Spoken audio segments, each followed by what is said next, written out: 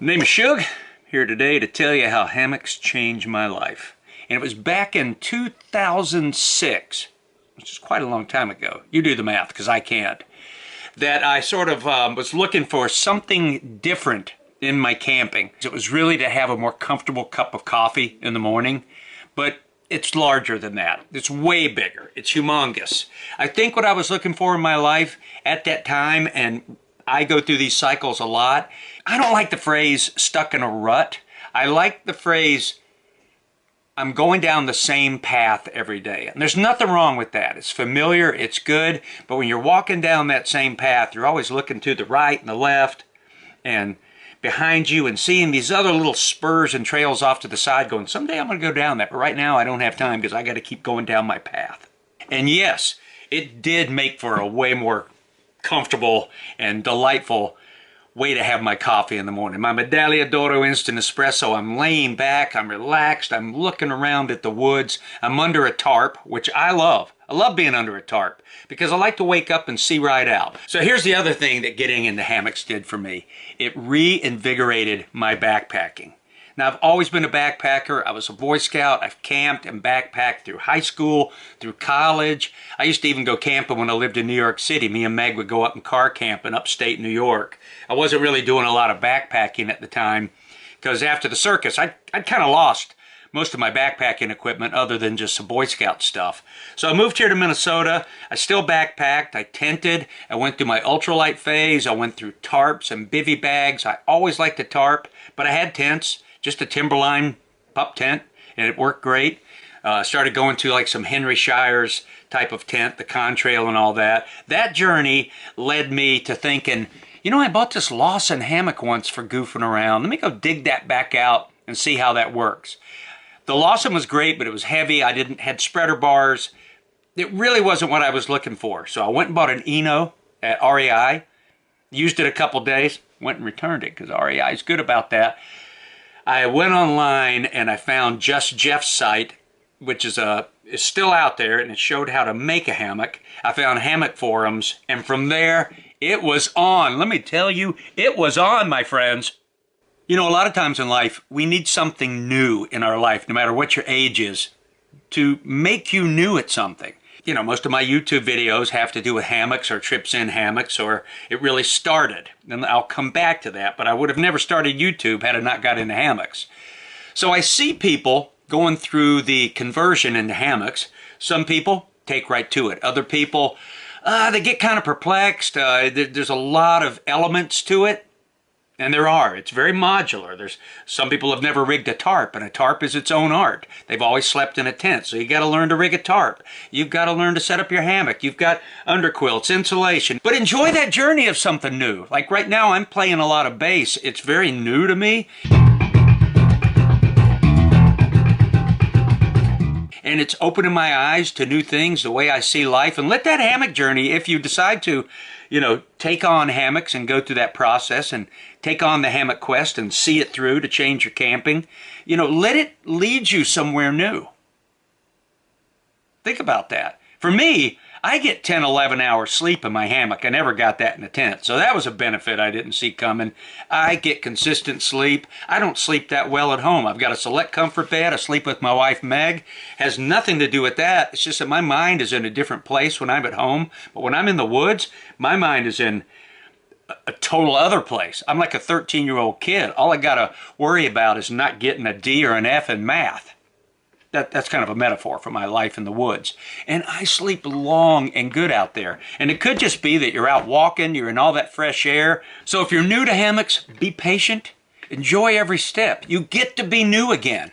You know, you may be 45 years old and you're probably great at so many things. The job you have, being a mom, a dad, whatever it is in your life that you've been doing, you're probably very good at it. And it's probably even become very familiar. And familiarity can breed contempt, all right? Which, you know, you just, like when I was in the circus, in clown college applications, there was this one question that said, answer this, familiarity breeds contempt. No idea what that meant. I found out what it meant. After 3 years in the circus, I was just running by the elephants. I wasn't looking anymore. I wasn't staring at them. I was running by the acts that do incredible things, hang by their hair, juggling. Wasn't even looking. So my familiarity breeded contempt in that situation. It was just every day. It was normal. It was just the way my life was going. I don't think it's bad. It's just something different. So let something new in your life lead you in new directions. Let it change your vision. It's like when you're trying to take your kid or somebody and there's something in the sky and you're trying to grab their head to go, see, it's over there. Let life kind of tilt your head and let your view and your whole being get into something else and be new. You may be great at it. You may be horrible at it, which is actually kind of a benefit because you go back to the stuff you're good at and go, hello, old friend. I missed you. I'm so good at you. It's good to be back. But sometimes it's good to go to Loserville. I mean, you never know when you're going to have to move there. It's good to know a few people in Loserville proper. With this little journey on the bass, I'm hearing music differently. All I hear are bass lines, and it's leading me back to music that I grew up with. Because when I started playing music at the age of 37, I bought a mandolin, it started. I've never really played any other music except for acoustic music, and mainly the mandolin, some guitar, and picked bluegrass and a little bit of Irish and acoustic music. These electric basses are leading me into amps and cables and funk, rare earth, just rediscovering all the old music I used to listen to. The other day, the song Tighten Up came on by Archie Bell and the Drells. Hey! We're Archie Bells and the Drells from Houston, Texas. Yep. Yeah, tighten up on that bass, y'all. If you've never heard that song, it's a great groove. Tighten up on that bass one time. Come on, baby. That's tight. Tighten up on that guitar. Sound you hear in the background, that's just my furnace kicking on back here. So I had mentioned a little while back on the video that when I was doing research into hammocks, I was going online for the first time, looking at backpacking videos, looking for hammock information, found hammock forums, which is I'm still on. It's one of my only social media things. I go there and post and read and just kind of keep up with what's going on in the world of hammocks, and it's gone through a lot of iterations in the time that I've been there since probably around 2006, 2007. Things change. I don't like it, but it happens. And you have to keep your mind open to change it, because when you're old like me, you can't close your mind. You can to some things. Some things your mind will never open. But to a lot of new things, be open. Let the change happen. All right, enough of my platitudes and rah-rah. So being on hammock forums got me into an audience of people.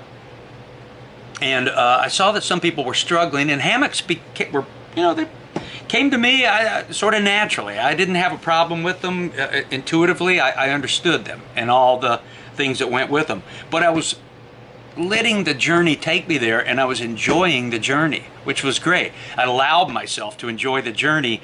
That journey took me, and I wanted to help some people. And I remember there was a guy in there, I think his name was Seven, said, hey man, could you do some videos on hammocks?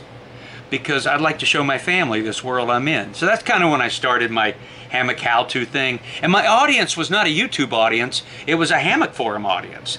I'd asked my daughter Ariel one time, I said, little honey, I shot this video. How do I get this video on this online forum I'm on? She said, Dad, you have to go on YouTube. You have to open an account, you upload your video, then you take that link and you link it over to the forum. Except when she said it, it sounded like this. But in time, I didn't know people on YouTube would start watching these, and they did. Once you start doing YouTube, and I have like 660 something videos out, Google comes to you and they offer you the ad share revenue thing, and you make a little money. Now in backpacking, it's not a ton of money. I've always called it mad money because it's sort of a limited audience. But yes, I get a little check in the bank that goes directly to my bank.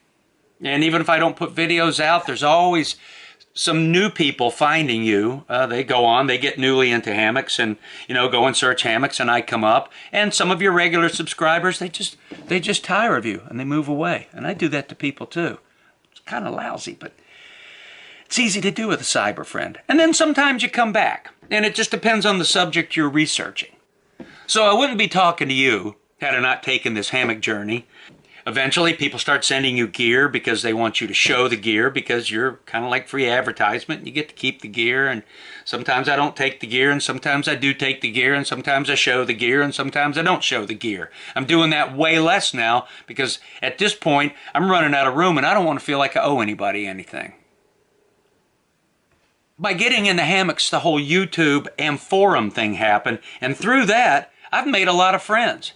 You know, when I was tent camping, I didn't really reach out to other tent campers. I didn't go over to people and go, I notice you got a tent. Quite unusual. Let's talk about them. What kind of cook kit you got? What sort of boots you wearing? What do you wear when you hike? What's your clothing system? Do you winter camp? Do you like fall? Let's see your stuff. How do you filter your water? I didn't do that a lot when I was tenting.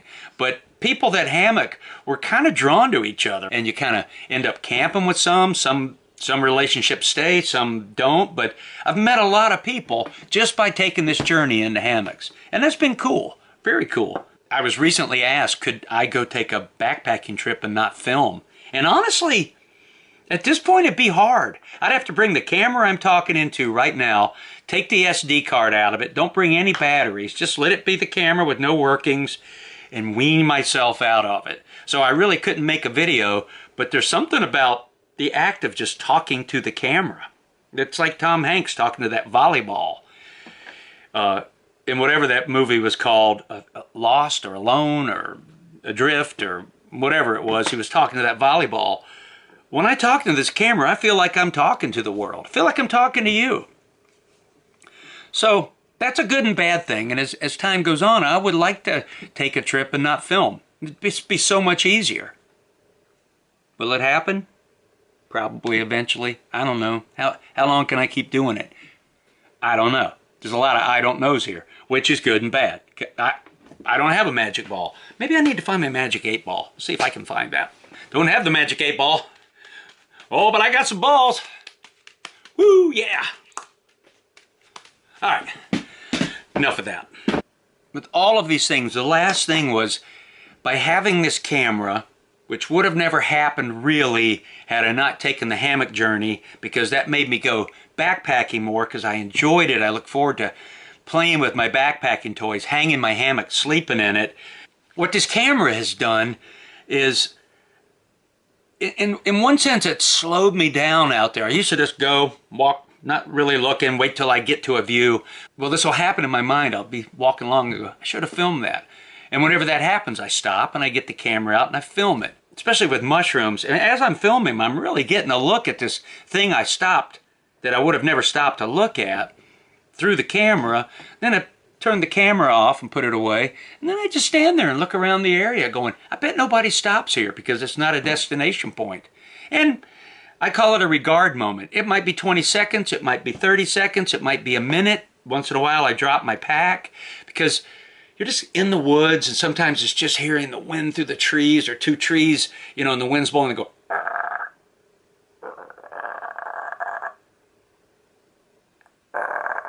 Sometimes it's just complete stillness. And it has just changed the way I view trips. So if I ever quit filming, I will bring a camera and take pictures. Getting into hammocks changed my viewpoint, changed the way I camp, took me off that path I was walking and put me on a new one that led me to a lot of new places. And I still love it. Well, all right, that was a mouthful. I said a lot of words there. So I'd like to leave you with one thing. All secure in Sector 7. Woo, buddy! Hello, my name is Tim. Right, everybody, I'm the Shug. You are my friends, right? Do I have friends? Or do I just have cyber friends? Give me a minute to mull. It's an upsetting question. And make sure to subscribe and hit that notification bell and do all that stuff that I don't care about.